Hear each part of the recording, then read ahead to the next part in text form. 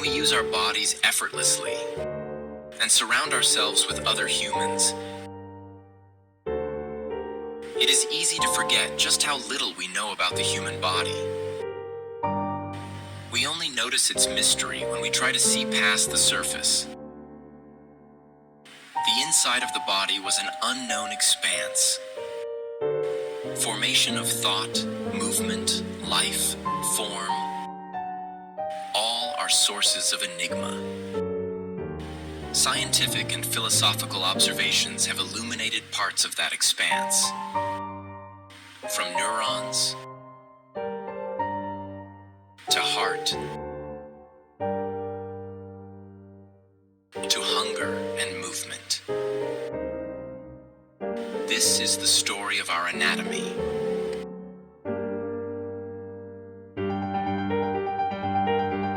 The human mind is a wide expanse. Neurons flit through it, carrying chemical signals. Here one lands, beginning to build a thought. This one thinks of a lie. This thinks of an ethical problem. A thought on abstract art, aggression, contradiction. Here the thought is of a joke. And here the thought when seeing the collapse of glaciers. Thoughts from the minds of rabbits, of geese. No one knows what they mean. The totality of neurons and the thoughts they build make up our mind.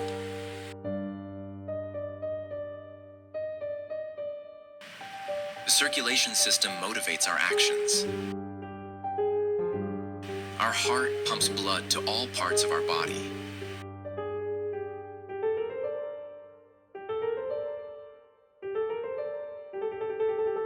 Blood responds to external and internal stimuli.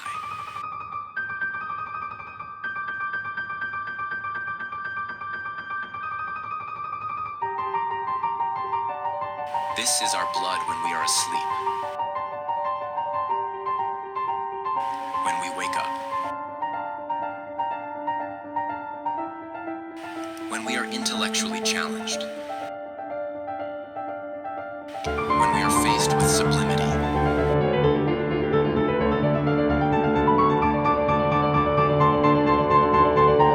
The sheer force of summoned blood can reach levels rivaling that of geological processes.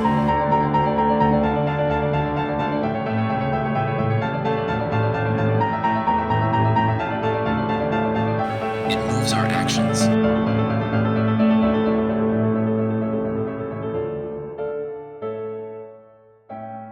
And saves us from inertia. A rare condition when one's blood no longer quickens.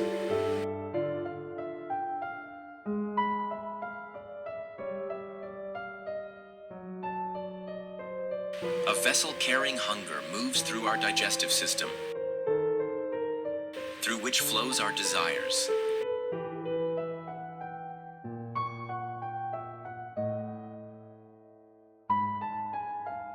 It would reach our mind, which may fulfill the hunger or ignore it.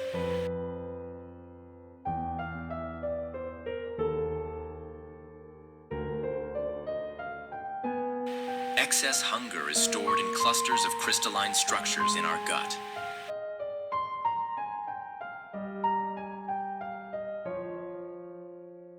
This is greed, an excessive want. More wants are transported to these hunger clusters, which grow endlessly. Here, the hunger for public recognition. The hunger for stability. New vehicles are invented for greater and greedier wants.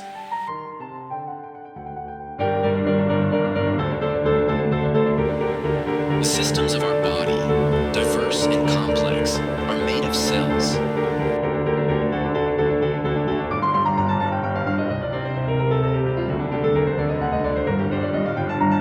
It is a wonder how complex systems result from the congregation of simple things.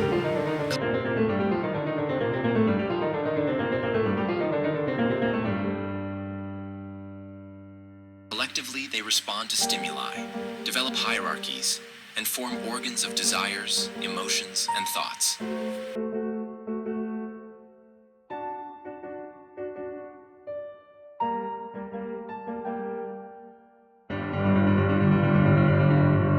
The lattice of spatial reasoning.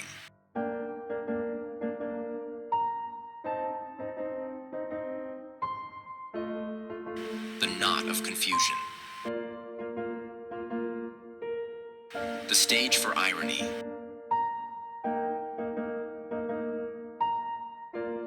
And looming on the horizon, the moral center.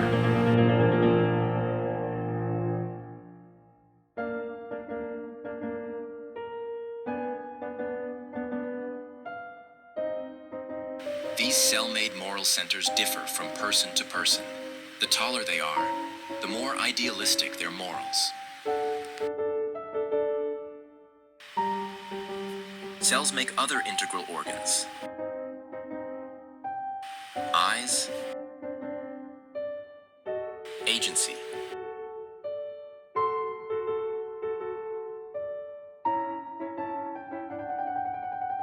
sympathy, sense of self near the heart, sense of time, intensifying from external fluctuations.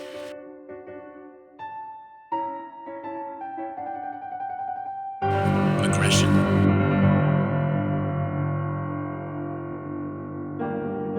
Guile.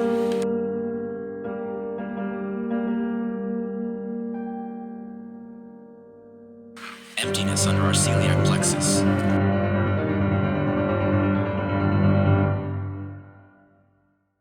Our ability for rebellion may be the most crucial.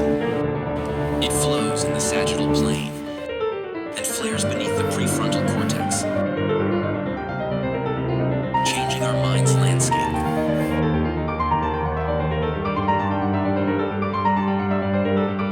Upon flaring, it upsets our worldview, forcing us to perceive and act in previously impossible ways. It has a subtle connection with imagination. The lobe of imagination has been shrouded in mystery, for none has been able to ascertain its shape. Its forms are sometimes insubstantial, but other times it rises in stature in clouds over our consciousness. In younger humans, it has far more substantial shapes, but even these are shifting and hard to get a hold of. The particles of imagination condenses into the landscapes of our dreams.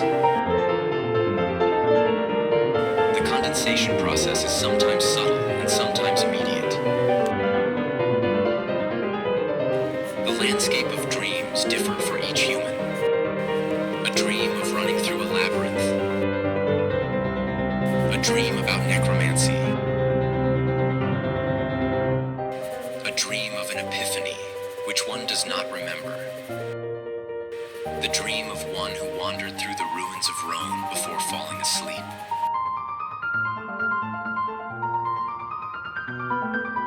The dream of the ruins of Rome themselves.